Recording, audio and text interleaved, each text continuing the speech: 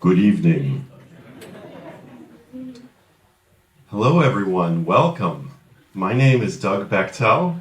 I'm the president at New Hampshire Audubon. It's so wonderful that you could join us tonight. Thank you. Happy spring, happy Earth Day. I've been with New Hampshire Audubon for about 6 years, and it's been about 2 years since we've had this many people together in an event. So welcome, thank you for coming. We're so pleased and excited to have two amazing people with us tonight. Steve Curwood, the host of Living on Earth, has been a voice of my career. And he's been a real leader in sharing information about the environment. And in the same way, Sy Montgomery has been writing books for at least as long as my career has been going on, in a way that also shares our deep connection to the environment. And Sy similarly has been influential on my life, and we're so excited to have both of them true national and international leaders on advancing environmental issues. New Hampshire Audubon is excited that this book is about raptors and about our relationship with birds of prey. We at Audubon have lots of relationships with birds of prey. And I'll just point across the courtyard behind us here is a place where you can see our live birds of prey after the event is over. This will be, that area will be open. I also want to thank New Hampshire Public Radio and my colleague Jim Schachter, who is the president and CEO at New Hampshire Public Radio. And it's thanks to this partnership that we could put this event together. So it's a wonderful partnership between Living on Earth, New Hampshire Public Radio, and New Hampshire Audubon. And I'd like to introduce Jim to say a few words. Thanks, everyone.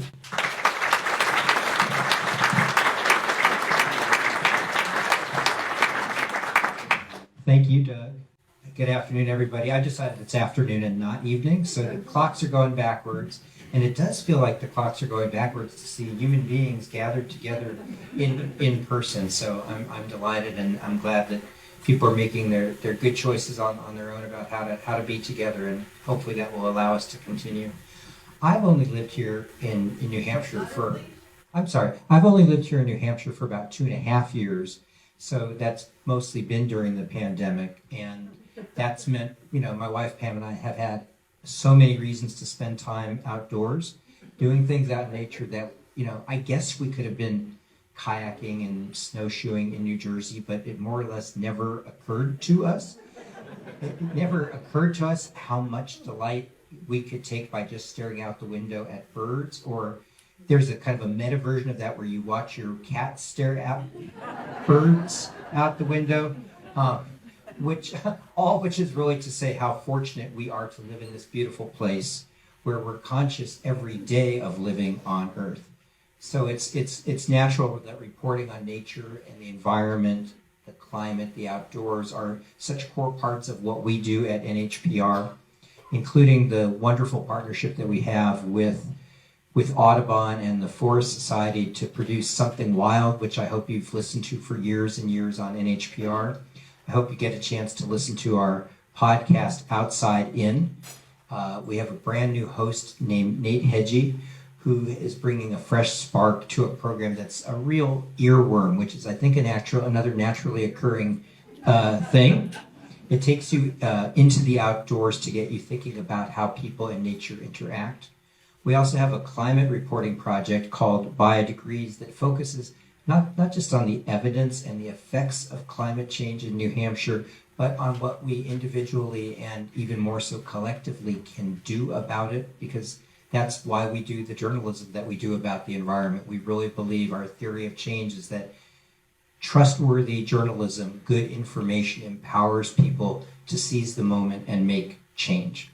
And we broadcast every week the program that has brought us here together this afternoon, Living on Earth. Steve Curwood, our host tonight, has been making Living on Earth for 30 years. He's a pioneering, award-winning environmental journalist. He's not only a New Englander, he's a New Hampshireite. So we're delighted that Steve is here in Concord this afternoon for what I think will be a fascinating discussion. So let's give him and Sky a warm New Hampshire spring welcome.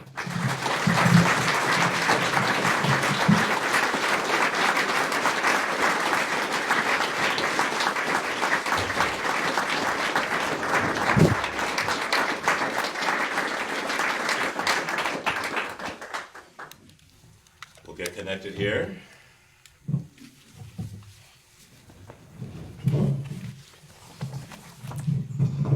Can you hear me?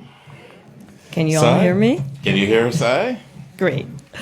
All right, so yes, we are here today to celebrate New Hampshire outside.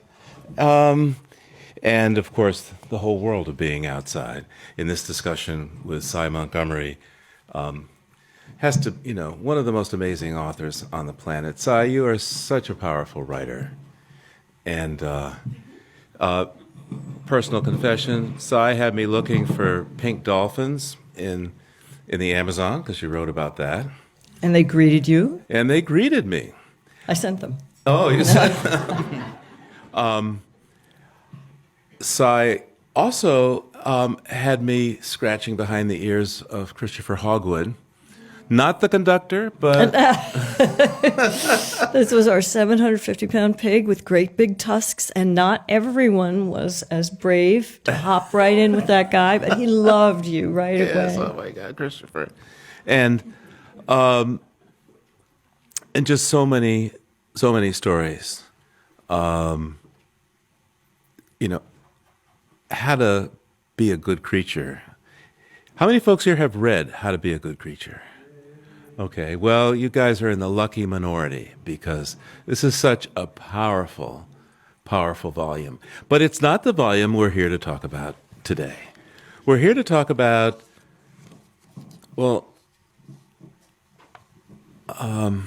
Doug and Jim, I gotta confess, I wasn't sure about this book because Sy is famous as a vegetarian. And this book about the way hawks operate, it's about as far from vegetarian as you want to get. They get their, well, it's not on the hoof, is it? It's on the wing. If they were bigger, they'd go for the ones with the hooves. Yeah, I think so. And Sy to get involved in this project, so I don't think it's a spoiler alert that Sy Montgomery keeps chickens and likes to raise her baby chicks and everything. And in this book, you have the heads of these baby chicks are being chopped off, their legs are being chopped off, their hearts are being pulled out to become food for hawks in training. So, I don't know. Should we apologize to Doug and Jim about this? I mean, this is really brutal. In a world where we're dealing with so many difficult things right now, I mean, with this poly crisis, everything from the climate to the war to the pandemic to chicken hugs. Yes, to be going into this, but let me thank Doug and Jim. Where are you in the room? You disappeared back there someplace. For hosting this, because this is our first in-person book club gathering since the pandemic, and Yay.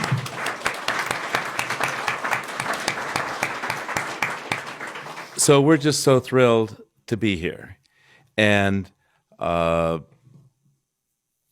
We also, of course, want to thank the School for the Environment at UMass Boston, which is our home, where, although I've been doing a lot of broadcasting from my attic over in Nottingham, but our crew is here. And then let me just briefly ask our crew so you can see them now at the beginning, people who are here. So in the back corner, we have Jenny Doring, one of our producers, yeah? And Bobby Bascom, who's our managing producer. She keeps chickens, by the way, so just so you should know. And we have Chloe Chen in the back corner there. She does some marketing with us. And then up here, blocking your view, sadly, I'm sorry, we have Jake Rigo, who is our technical director. He's the one with the headphones on. And Louis Melisson helps us curate the Living on Earth Book Club. So, The Hawk's Way, Encounters with Fierce Beauty, this book is not out yet. Sorry, it's out no, on you all are the first. It comes out May 3rd. May 3rd. Yeah. So this is your opportunity. You are ahead of the game. Just like the First in the Nation primary, we have the First in the Nation unveiling of this book.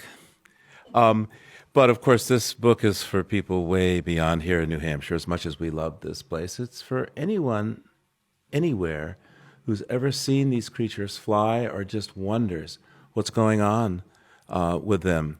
And before I launch too deeply into this, though, I have to remind folks that we can't host these free live events without your support. So while you were coming in, you may have seen that QR code on the back wall, which you can use to reach the LOE website to help us. And that code will come back up at the end. You can also just go to loe.org and click donate. Now, look, your publisher, Sy, has generously offered to provide us with 20 copies of The Hawk's Way to the first 20 people who donate more than $75 or more to Living on Earth. So here's an opportunity. Because it hasn't published yet, that's not here today, but it'll come to you right away. And let me also tell you that at the end, we're going to have some time for questions from y'all. I know that's not a New Hampshire word, is it, y'all? No. I use it too. Yeah, it was no. from Virginia. I think I'm supposed to say Aya. Yeah. But we're going to have time for some questions from you. And the way this is going to work because of our electronic setup is that either you use that QR code, if you noticed it on the way in, or we have some index cards. Chloe, I think do you have them? Yeah, okay. So we have index cards which you can use to write a question, because we'll need written questions because this PA does not really tie to the broadcast feed. Sorry. But I'm a big fan of radio. Spoiler alert, when I was a kid, I worked for Channel 11 for public television. But radio is where you get to hear the story. Radio is where you get to feel all that comes to that intimacy of just talking one-on-one with somebody. And we love it, and Sy is just amazing on it. So with that, Sy, shall we get started? So how did you feel the first time a hawk perched on your arm, Sy?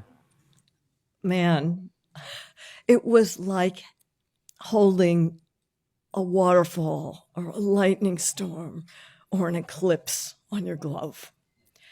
When Jazz, the first hawk to land on my falconry glove, landed, I was shocked at how heavy she was.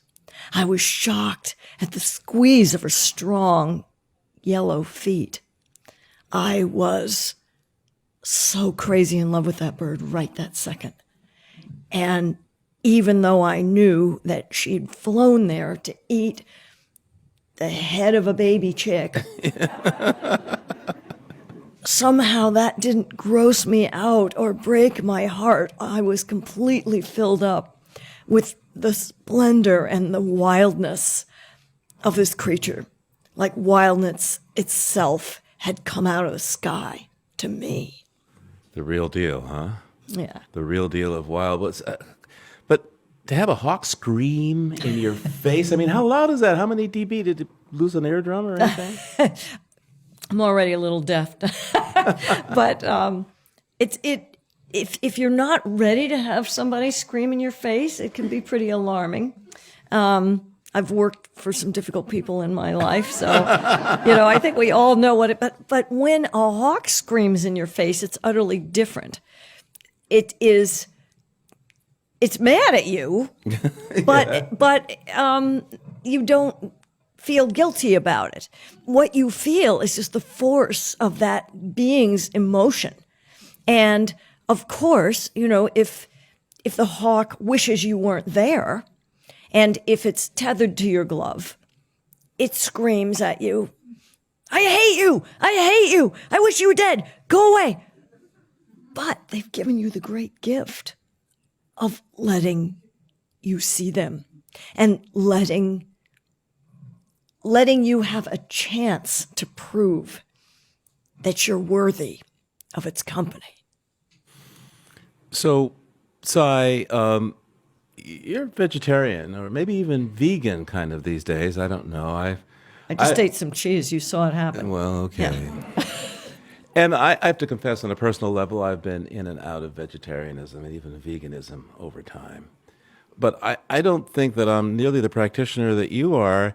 And yet, one of the recurring themes in this book is how your vegetarianism, and your interest in falconry, I mean, like you're at war with yourself about this, right? Oh, yeah. I mean, my God. The last person you would think would practice falconry would be me. When you think of it, falconry is hunting. Falconry is venery, which I thought was one of the 7 deadly sins. And I would never go hunting.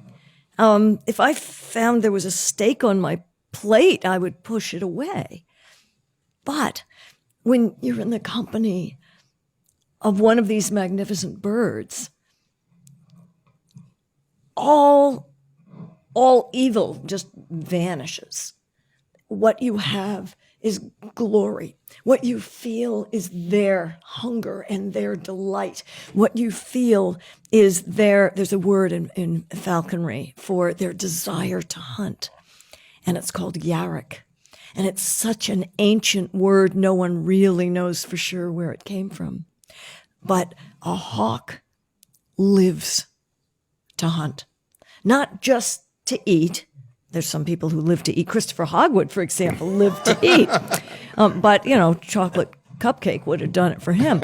But a hawk wants to chase and capture even more than it wants to eat.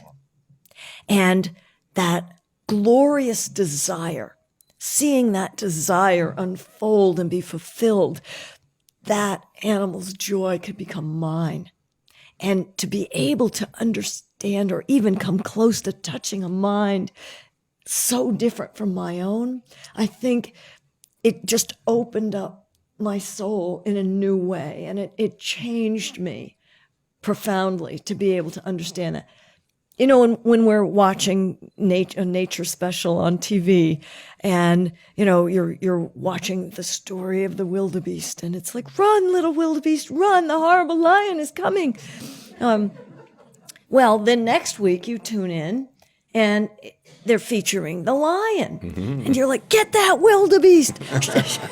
She's got cubs. She has to kill the wildebeest. So it does kind of feel like I swapped sides there a little bit. But I think it was kind of soul cleansing for me to let go of so much that was about me. It wasn't about me. It was about joining them and respecting that ancient drive and desire that hawks have, which really goes all the way back to the dinosaurs, because as you know, birds are dinosaurs. And all the dinosaurs went extinct 65 million years ago, except for the ones who fly.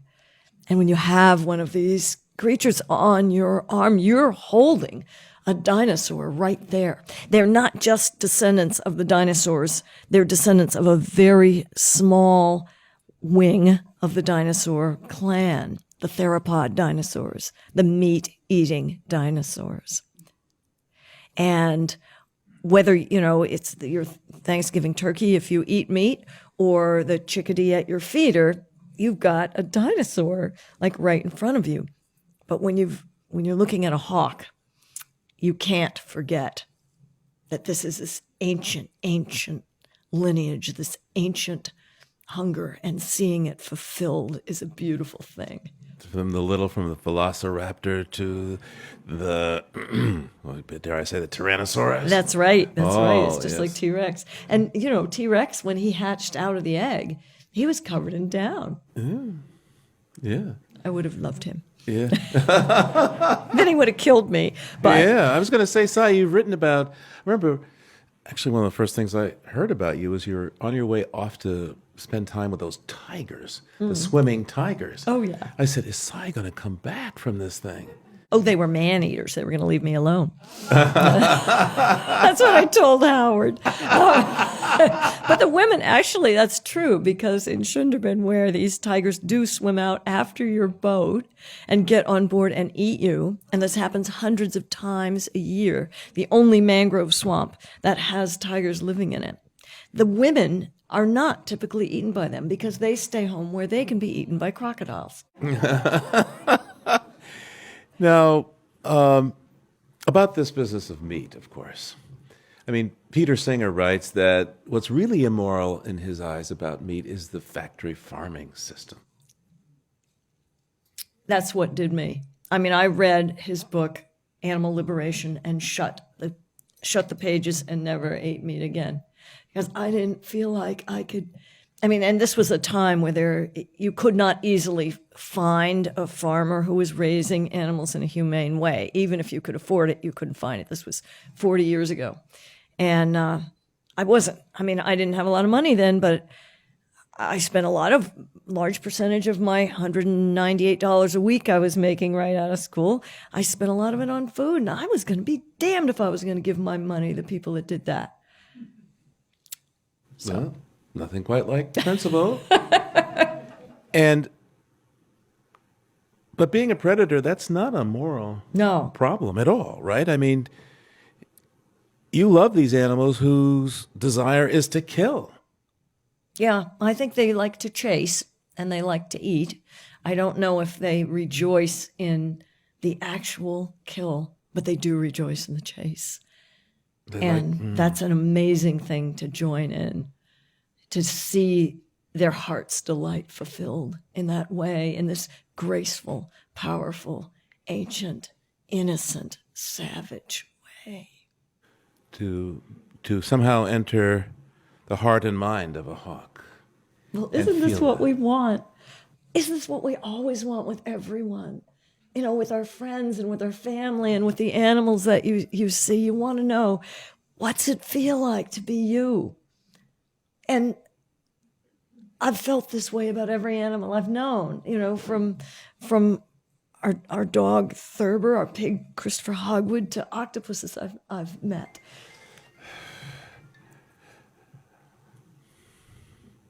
I think it's this is the big challenge, though. I think for people who are listening to us, they're going to feel a little uncomfortable if they had, you know, a bit of chicken today or a fish or something, and this notion of sort of transcending all to get into the heart and mind of a creature to really appreciate them. What are the odds, do you think, of turning people who are maybe uneasy about eating factory farm meat but like it, turning them into hunters? Because I think I think a lot of us, if we were asked to kill their own food and pluck, I mean, no, very few of us would do that. True. So you have such an amazing connection with animals. And you taught me something years ago. It was very simple. I asked, and I forget which animal it was, but something that I was probably not quite so casual with. Nothing as ferocious as a hawk, but, you know. And you said, well, all you have to do is scratch them on their bellies along their midline, and they will understand that you love them and that you care for them. That works for people, too. Well, I started trying it. You know, it works. The family dog, the family cat. Even now, cats don't like to have anyone, but somehow, if you get the confidence of a cat and you can scratch his or her belly, they really like it.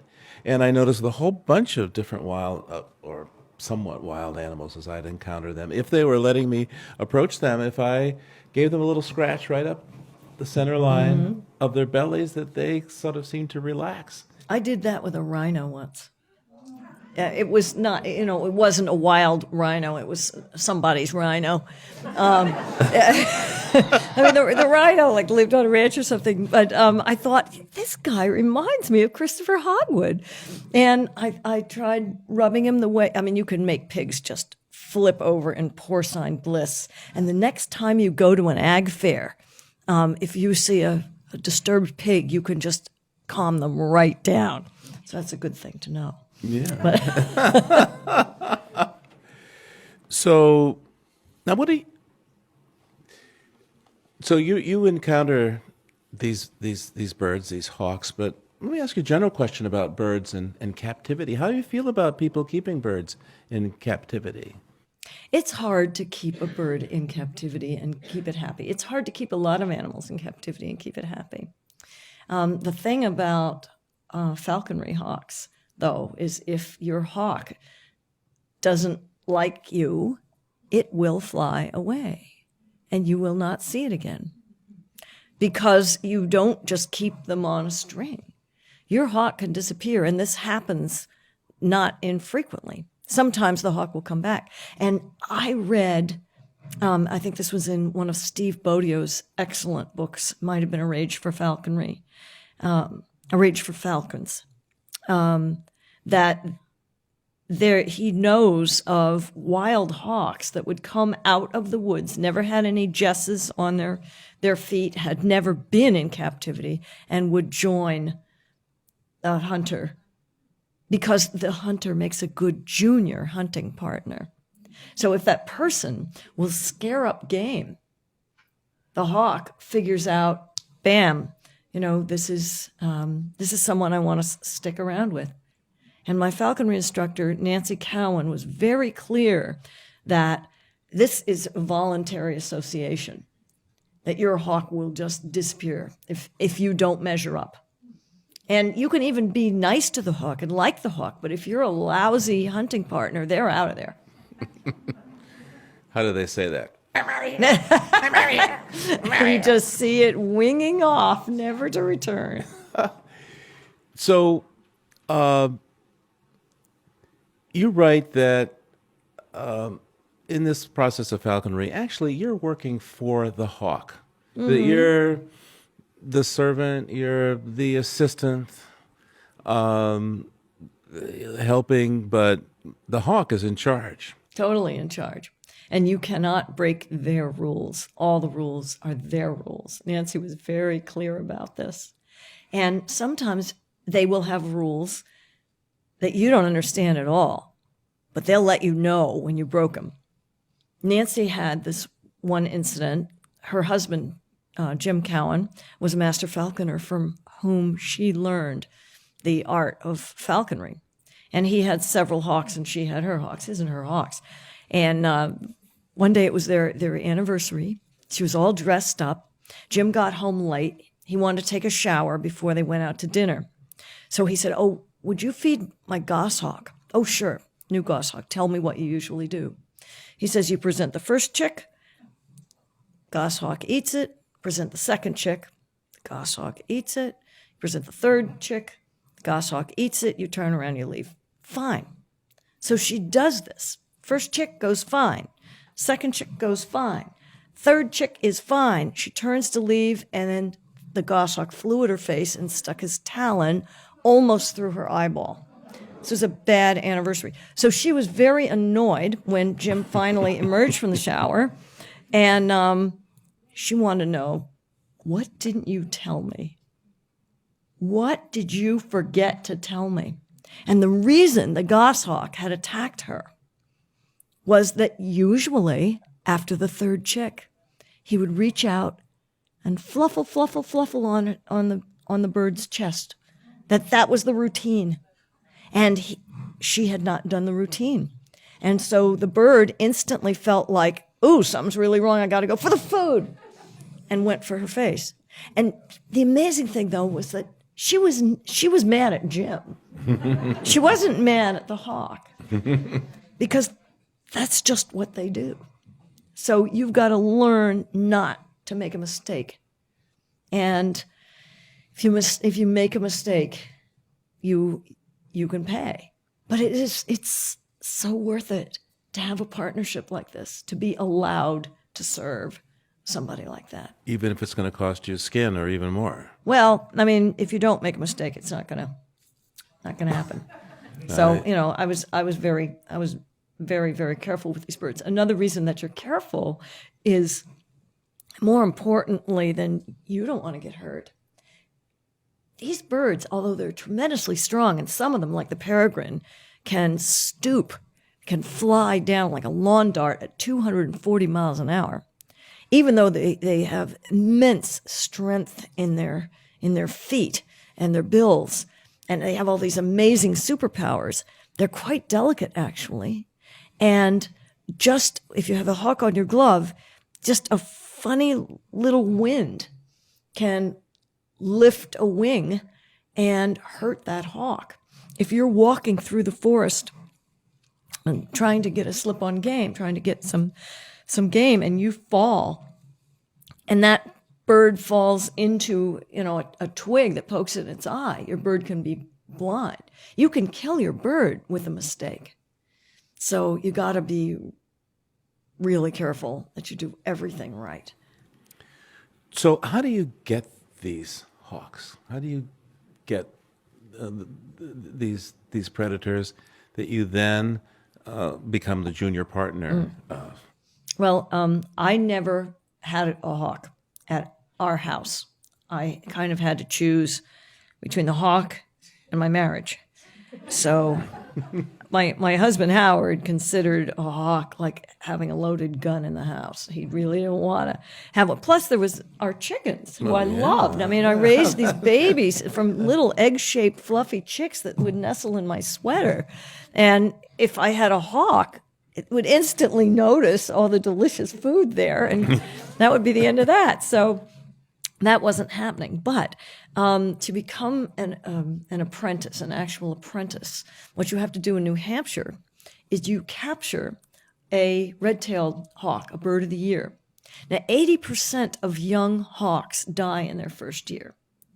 If you capture a red-tailed hawk for falconry, many of the falconers will release that bird at the end of the year and just let it fly free. And what you've done is given it a head start in life, because normally 80% will not survive that first year.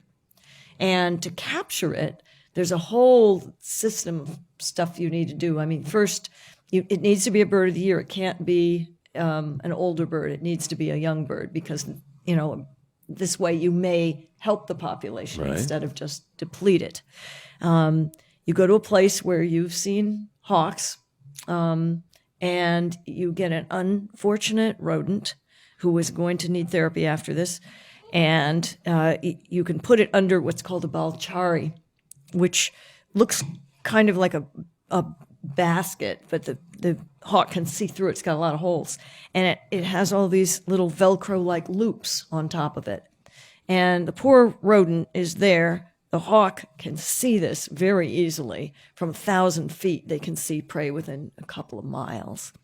And it will come down to try to capture the rodent, and its talons will get stuck. Meanwhile, you're hiding in your car or in the bushes, and you rush out, and you detangle that bird, and then you take it home. That's how you get them. After you've got your falconry license, you can also actually order birds from breeders. And the hawk that I know best, the Harris's hawk, which is native to the desert Southwest. It's not native to here. And she had gotten those birds from breeders. And there's a hawk that lives on our street who had come from a breeder, I think, in upstate New York, named Mahood. And my friend Henry Walters, some of you might know Henry. He's a poet. He speaks fluent Greek and Italian, and he's an amazing guy. He's just the greatest guy, and he's a master falconer. And he's training Mahood to hunt with him, too. Uh-oh, what about your chickens, Sy? Oh, well, he's up the street. And by the way, the chickens actually are no more. One of them lives down the street with another flock. One day, actually, it was right when How to Be a Good Creature came out. And I had a gig in Concord. And right before I left for that gig, I went out to just check on my chickens, and a weasel had come. And I'd been down to like 4 or 5 chickens. Only one had survived. And I knew that the weasel was going to come right back. So I got that chicken, and I brought her to Julie Brown's house, which is down the other end of the street. And that's where she lives to this day. And tonight, after I leave here, I'm going to go take care of her chickens because she's at a hawk conference. You talked about how the hawk can see from 1,000 feet inside this arrangement, the rodent that's trapped under this sort of colander or strainer-like thing. Talk to me about the visual acuity of these animals. And in your book, you describe a bit of the morphology, the anatomy of what these guys have. Yeah, their eyes weigh twice as much as their brain. And raptors are just amazing. They are gathering so much more of life than we are through their eyes. All birds actually have incredible eyesight compared to people. When we look at an expanse of trees, like if you're on an airplane that's just taking off, we just see this kind of mass of green. But a bird sees a three-dimensional, multicolored, shimmering image of hundreds of thousands of individual leaves. They see in detail that's unimaginable to us. They see colors that we do not have. Humans have two foveae, one is called a fovea, areas of perfect vision in the eye. They have two. One is for forward vision, one is for lateral vision. They can see faster than we can. When we look at the television, even before HD, we see moving images. Animals with higher flicker fusion ratio than us, they see just a series of still pictures. When we see a hummingbird and we see a blur, they see wings doing this. They see all of that. So they are living, and for us primates, our primary way of apprehending the world really is through the eyes. Our noses are, mine's large, but not that useful. There's so much that we do not hear that goes on in the world. But we're proud of our eyes. Well, our eyes are impoverished compared to their eyes. So they are really gathering a huge portion of the real world that we don't even know about. It would be great sometime just to see. How could we see the world through a hawk's eyes, do you think? How do you see the world through the hawk's eyes, or the hawks that you've gotten to know now? Boy, I can't. I can imagine it, but there's no way to really take you there. But you can see the behavior of someone who can see like that. And when you think of it, flight demands excellent acuity. One mistake and you smack into a tree, or you fail to reach, to find your prey, or you're 1 millimeter off and you're dead. And think of peregrine falcons who are just crashing to the earth at these intense speeds. They need to see what they're getting, and they need to see it with incredible acuity. So that's what nature has demanded of them. And when you see them behaving in this miraculous way, you realize it's because of their miraculous senses. So talk to me about this business of keeping a hawk captive, but not, right? Because you say that hawk, if it really decides it wants to leave, it will leave. So what is the nature of this relationship? And what's in it for the hawk, and what's in it for the falconer? It seems to me that, us people, we're kind of opinionated. We want to dominate, but in a way, we are not at all dominated by these animals. It's true. What is in it for the hawk is I might be able to scare up game just by crashing through the underbrush, and my big heavy feet will make some vole or squirrel rush out, and the hawk is like, oh, great, thank you, that's terrific. Well, they don't say thank you. And in fact, they consider, even if you're handing them a chopped up chicken, you're not giving them some food. It's their food to begin with. You just happen to have it in your hand at that moment, but it's their food. They own that already. And this is why hawks will even get over their aversion to dogs. Most hawks hate dogs and will scream at the dog, "You horrible thing, I hate you, go away, you're a dog." But once the dog points to game and once they make that connection, like, ooh, the dog's pointing the game, now they don't want to hate the dog anymore. That doesn't mean that they have great affection for the dog, but it means that they will tolerate the dog. But as far as what is in this for the falconer, I wrote about that a little bit. Would you like me to read a piece Sure. of that? This is what I found was the greatest gift of falconry. Just like friendships with different people, relationships with individuals of other species have lessons to teach us. We are, of course, deeply enriched simply by learning about life ways other than our own. I love it that some creatures I've been privileged to know can taste with their skin, octopuses, see with sound, dolphins and bats, and perceive colors that we can't even imagine, birds and reptiles. But animals also have much to show us about how we, as humans, can more meaningfully and compassionately encounter the wider world. Our fellow animals teach us lessons about the delights of sameness and difference. They immerse us in wonder. They lead us to humility. They inspire us to reverence. They teach us the many facets of love. The ancient Greeks said there were 4 kinds of love. Eros takes its name from the dangerous and powerful god of desire, whose Roman counterpart was the mischievous Cupid. Eros described what we in the West now call romantic love. Storge is a very different kind of love, the instinctual affection of a parent towards its offspring and vice versa. Philia is the love shared between friends and equals and gives us words such as philanthropy. The highest form of love was called agape. This is a love untainted by expectations, a love without external reward. The other kinds of love, those celebrated and essential, are transactional. Eros yearns for sexual fulfillment. Philia's bonds are forged by mutual friendship and trust.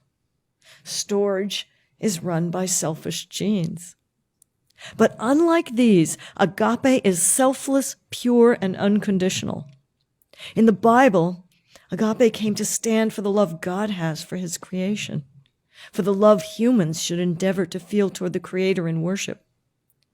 But in the way of humans, we too often make even worship transactional, giving our allegiance in exchange for eternal life or the promise of consorting after a glorious death with 72 virgins. Oh Lord, sang Janis Joplin, won't you buy me a Mercedes-Benz? This is not true to the spirit of agape. Unlike all the other kinds of love, agape asks nothing in return.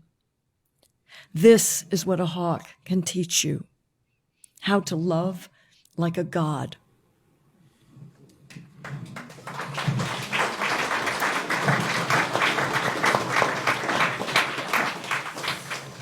Oh, and it's right there in the book. So when you get your copy, you can find it again. We're getting to that point of our session that we're going to be able to start taking some questions. So let me see if this electronic device will show me some of those.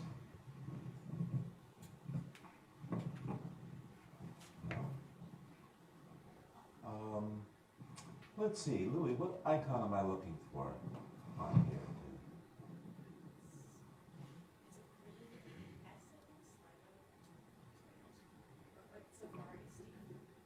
Oh, it's on Safari itself. Okay, great.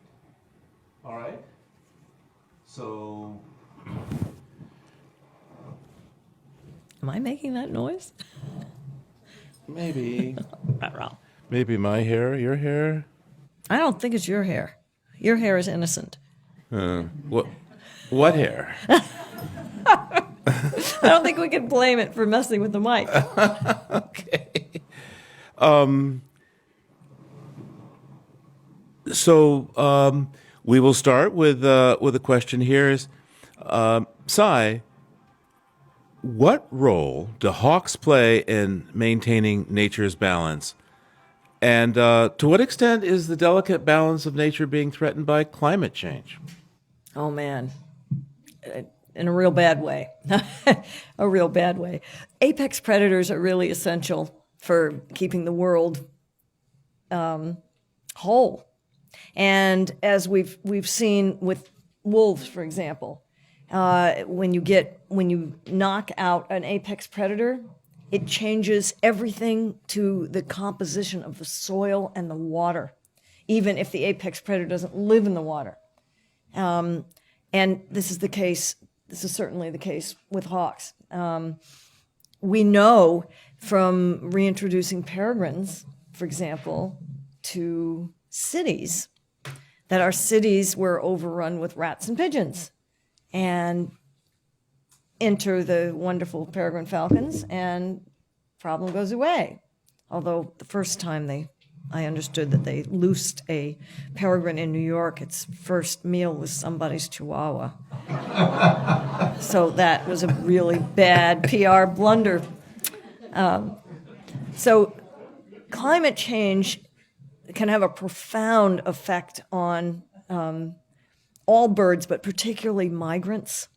And many of our hawk species are being studied right now to see, if climate change is messing up any part of its habitat along its very long route. Broadwings, for example, the broadwing that might be nesting in your backyard probably spent the winter in Colombia in South America, or Peru, or Brazil. And we're starting to get data on these animals now. Part of it is going to see how climate change is affecting them. But it affects, it affects everything. Yeah, it's huge. Well, you've been on this, Steve. I mean, you are king of climate change. People didn't know what climate change was, and you have been bringing it to the fore for 30 years. And I am so grateful. I wish people had done something 30 years ago. Wouldn't that be great? But it would be great if they did something today. And when they do, one of the people we're going to thank is you. Well, I've had a lot of help. Scientists who pointed the direction. The one scientist told me, as the planet gets warmer, we're going to heat, especially the Arctic region, and that'll release more carbon dioxide and methane, which will make things warmer, and then it becomes a feedback loop and ultimately a runaway reaction. And as a journalist, I said, wait, this is a huge story. I mean, everything else we're doing isn't going to matter if we get this wrong. I know, it's absolutely true. It just it kills me that this isn't like front and center every single day. It's depressing. This is the future of the earth. It's depressing. People have a hard time looking at something which is so sad. Well, maybe, one way that I look at this is that we're so lucky to be alive right now. Yeah. Because our voices can help move that needle. Yes. And it's a great time to be alive when you can use your talent and your courage to do something that demands talent and courage and stamina, and you are doing that. Oh, well, thank you. Here's a little secret that perhaps the fossil fuel industry doesn't want you to understand. When we respond to the imperative of climate disruption, finally, Sy, it is going to be so wonderful for us. Because, if you haven't seen the price of gas go up with the war, conflict stuff, at my house we have an array of photovoltaic cells, and we charge up our plug-in hybrid, and we can drive 50 miles. I wish I could have a full electric, but we're living in the country. It's a little range anxiety. And that's just so much better than burning petrol. And so many of the solutions to this, when we bring the global north and the global south together to wrestle with this, is just going to make a much better society. So the good news is that solving this is going to be wonderful for Yep. us. No more Exxon Valdez. Yeah, It'll exactly. be very good for birds. It'll be great for It'll be birds. good for everybody. It's going to be terrific for all of us. Now, I have a question here from someone who says, why is it I see, or rather hear, so many red-tailed hawks, especially as I heard tonight that the fledgling survival percentage is so small? And the answer is? Well, I think a lot of animals are coming back to New England now. Part of the reason for this is that farmers aren't shooting them, because for a very long time, farmers killed everything that they thought was going to eat something that they wanted to eat.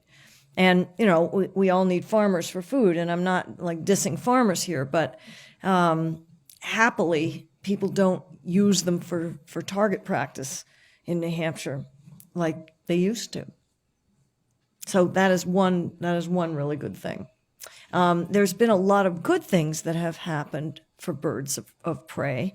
I mean, one, of course, is, you know, bald eagles, the resurgence of bald eagles, who were almost extinct in the 60s. I couldn't believe it.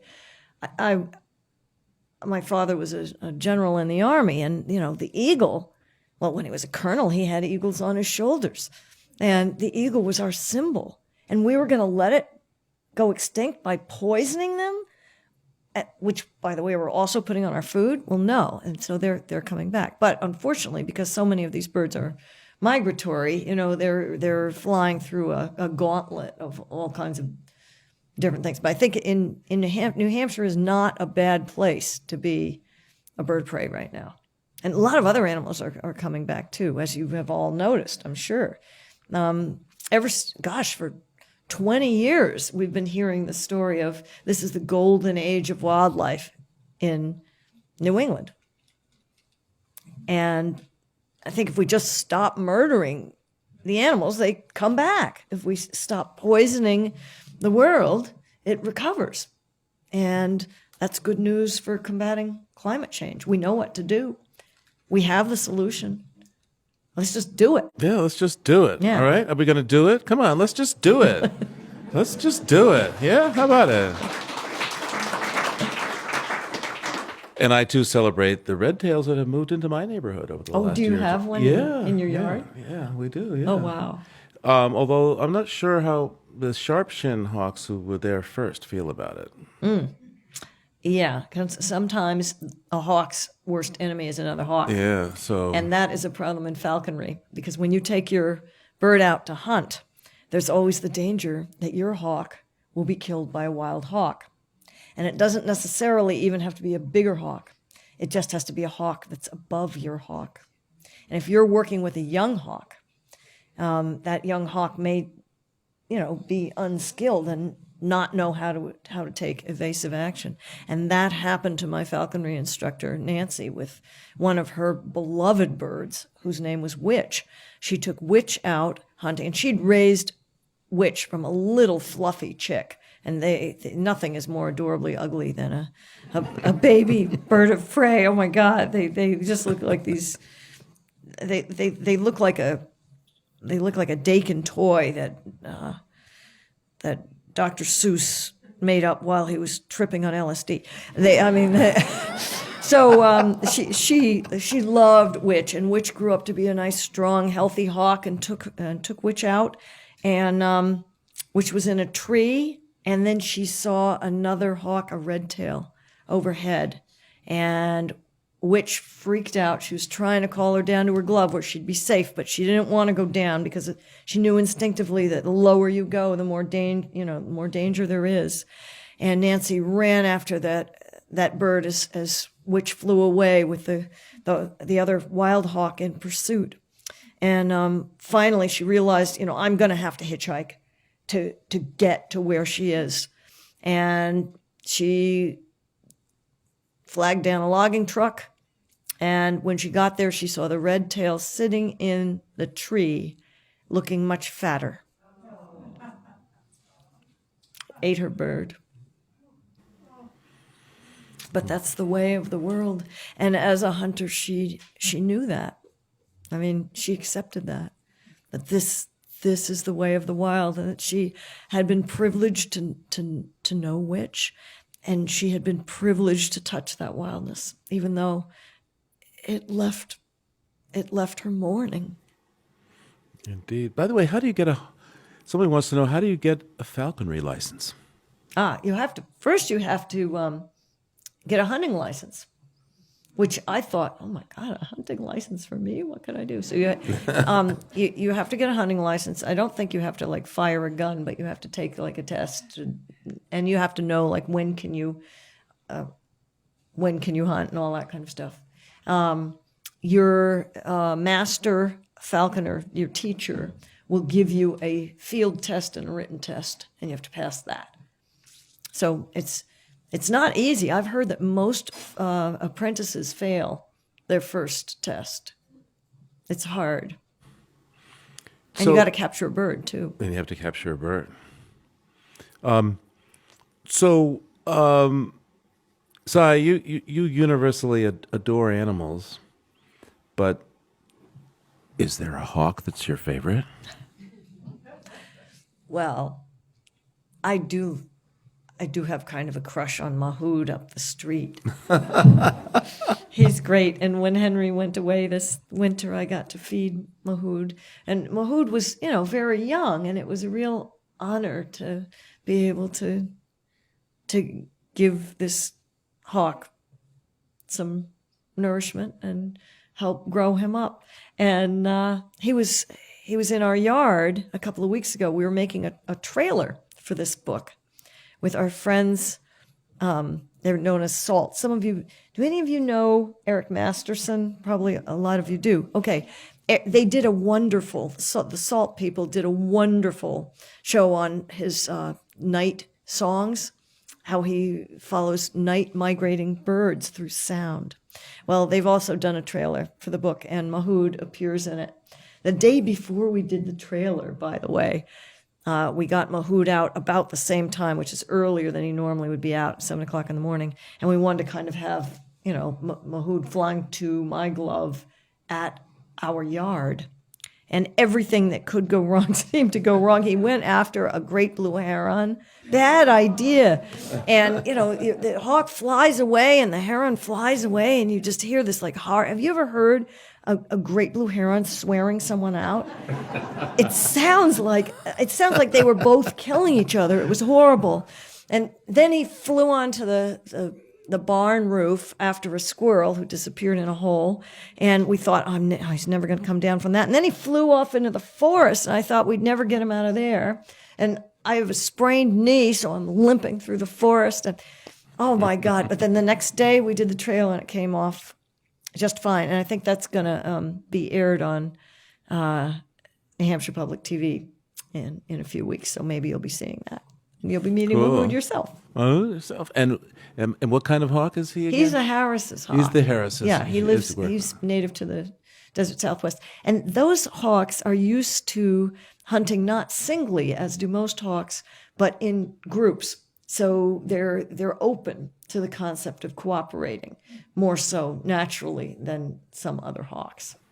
Now, someone wants to know if there is a species of hawk that's not seen in New Hampshire these days that you would think would be great to try to breed to restore to the New Hampshire woods. Has anybody gone extinct in New Hampshire who needs to be restored? Yeah. Boy. Or not often found. I don't know. Francie, what do you think? We here are at the Audubon Society. Does anyone have an idea? Golden eagle. Golden eagle, okay. Great, thank you. That would be awesome. Oh my gosh. In Mongolia, they hunt with eagles.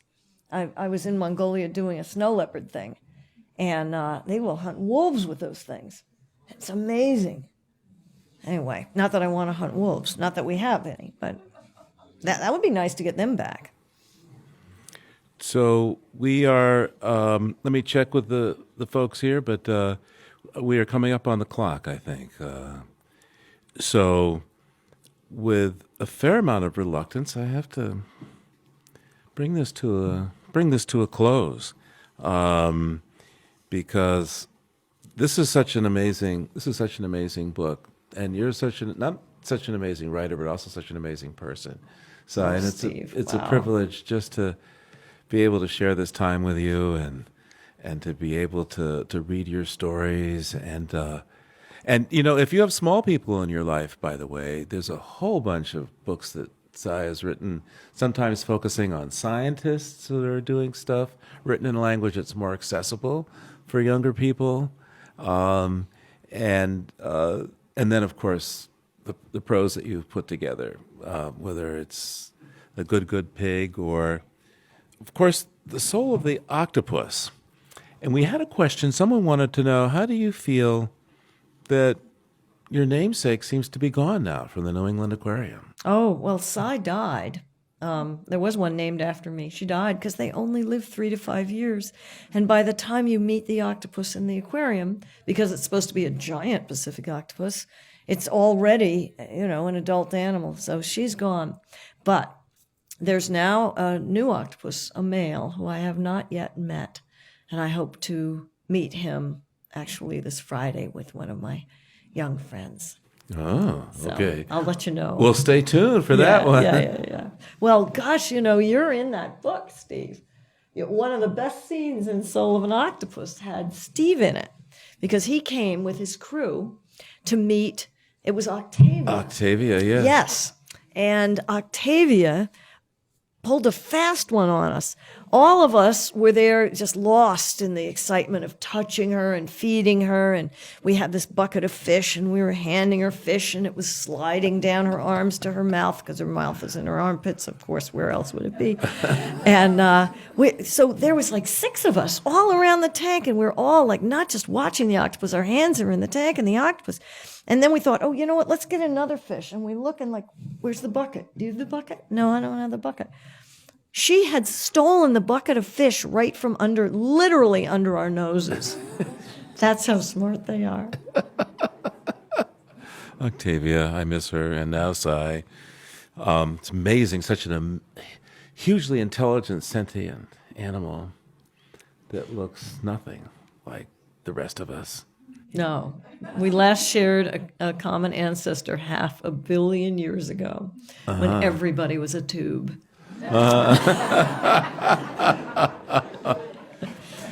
Well, so we have reached the end of our time. Let me just remind you that, please, we can't do these live events without your support. So Jenny had posted the QR code up on the back wall, so you can reach the LOE website if you care to donate to support us. Of course, support Audubon, support New Hampshire Public Radio. We need your help to keep bringing you these programs. And as I mentioned at the outset, now you might be really on being very frugal and figure that you've already heard the book tonight. But if you decide to make a donation of $75 or more, the publisher has agreed to send you a book. So you get to make a donation to feel good about giving gifts, a little bit of, is it transactional love? I don't know. Do it for agape. Do it for agape. When the book publishes next week. So all I can say is, just give us a 30-second sneak preview of the next book. Because the one thing about Sy is that when one is hitting the bookshelf, she has her backpack and she's running up her frequent miler collection because she's doing something else. And that is? Well, the next big book that I just turned in the manuscript a month ago is Travels in Turtle Time, featuring my boyfriend, Howard says, a 42-pound wild snapper about my age, who I worked with doing physical therapy with my friend Matt Patterson, and who is soon to move to a new pond in Hancock, New Hampshire.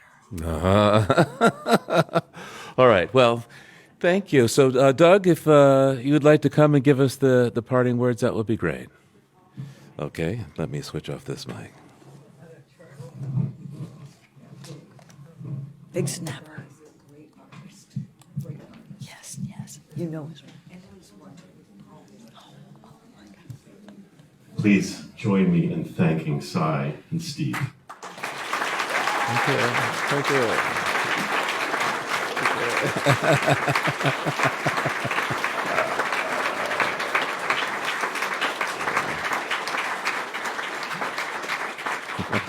Thank you so much for being here. There are one or two things that I'm going to remember about tonight. What to do when you come across a rhinoceros. Dr. Seuss, I mean, come on, who knew that about Dr. Seuss? If you read the book, you will learn some new words. Jonking, feeking, mantling. And we learned so much today. And I think I was challenged to think about my relationship to wild things. And I think that's what both Sy and Steve have done their whole careers, is to challenge us to think about our relationship to the natural world. Have a great evening. Thank you so much for joining us in New Hampshire Audubon. And a reminder, we do have live birds right across this courtyard in our views. So please go and enjoy some time with them, just like we enjoyed our time with you, Sy and Steve. Thank you so much. Thanks, Doug.